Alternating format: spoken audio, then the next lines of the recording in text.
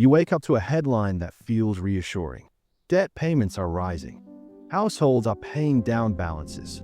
Governments collected record tax revenue. It sounds like progress, like the problem is finally being handled. And yet, zoom out just a little, and you see something unsettling. Total debt is higher than ever. Higher than last year. Higher than before the crisis. Higher than when everyone agreed this can't keep going. So here's the question that refuses to go away. If everyone is paying debt back, why does total debt keep growing? At first glance, this feels impossible, like a leaky bucket that somehow fills itself faster the harder you try to empty it.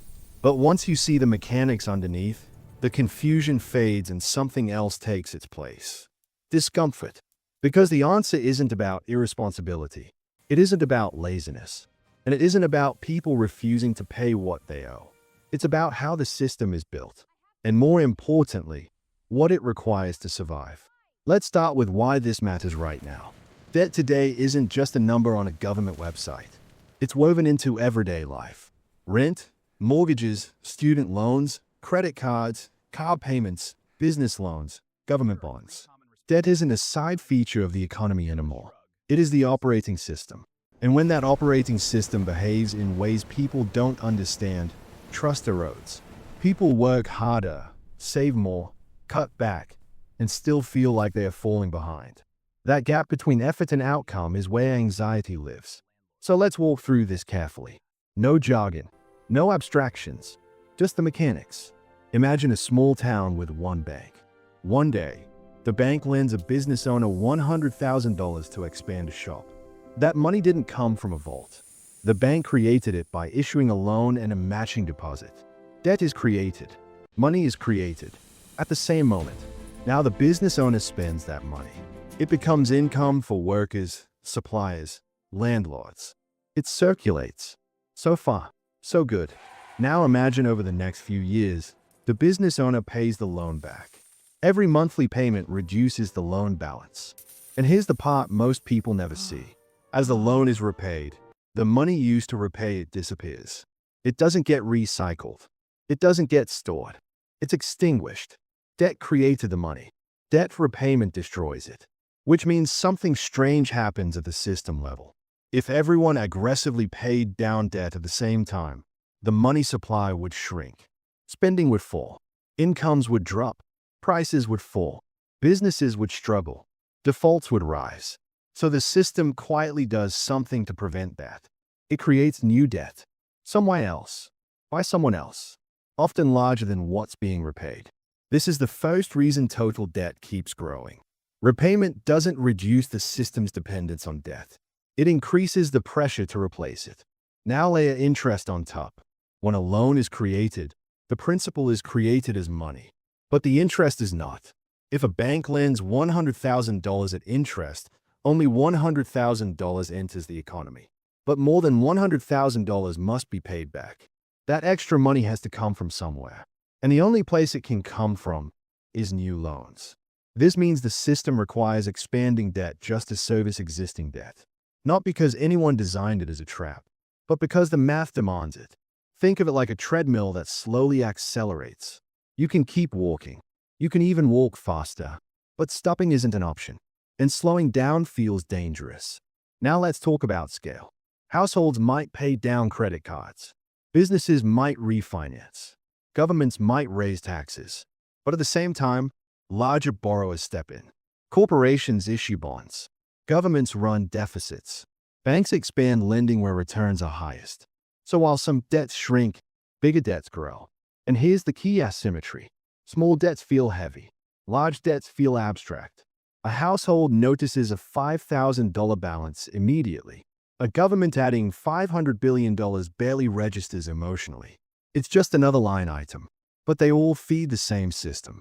Now zoom out again. Why does the system prefer growth in debt rather than stability? Because stability feels safe to humans. But it's lethal to debt-based money systems. In a stable or shrinking economy, borrowers hesitate. Lenders tighten standards. Credit growth slows. Asset prices stall or fall. That's when defaults rise. Banks weaken. Pensions wobble. Budgets break. So policymakers intervene. Lower rates, extend terms, guarantee liabilities, encourage borrowing without ever saying the word encourage. Not because they enjoy debt, but because they fear what happens without it. Now let's address a common belief. Debt grows because people live beyond their means. Sometimes that's true, but it's not the driver.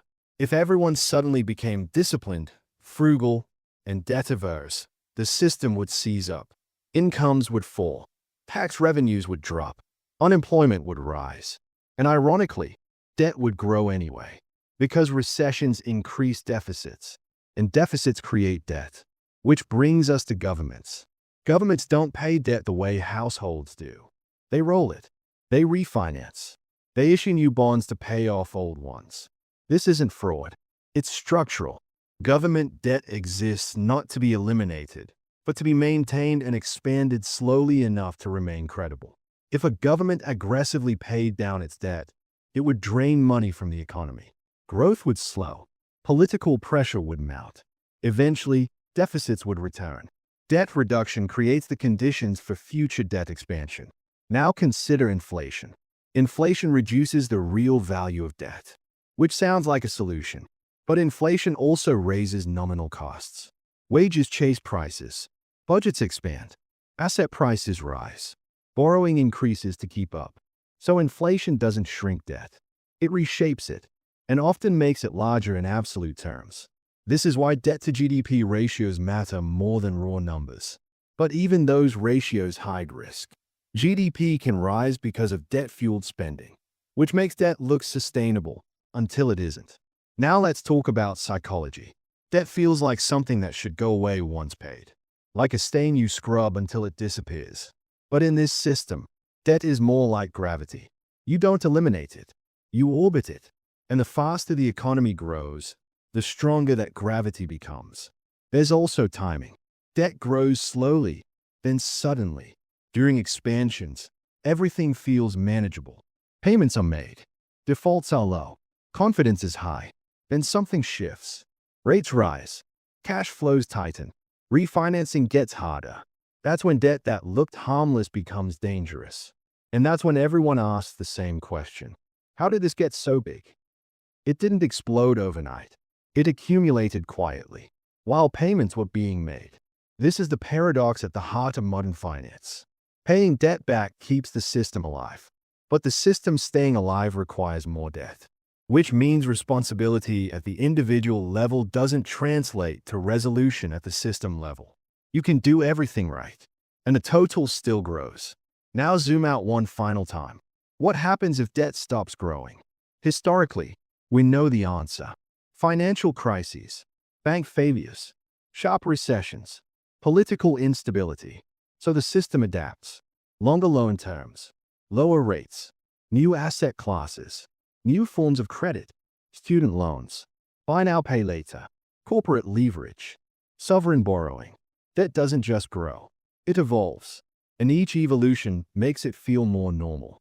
Until one day, what once felt extraordinary feels unavoidable. So where does this leave us? It means debt isn't a temporary problem waiting for discipline to solve it. It's a permanent feature of how money works. It means paying your debts is still wise, still necessary, still rational. But it also means personal responsibility cannot fix a structural requirement. And that's the uncomfortable truth most discussions avoid. The system doesn't ask whether debt should grow. It asks how fast it can grow without breaking. Which leads to the question no one likes to answer directly.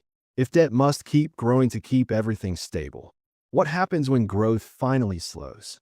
Not this year, not next year, but eventually, because no system escapes its own logic forever. And when that moment arrives, the issue won't be who failed to pay. It will be whether the system ever had another option.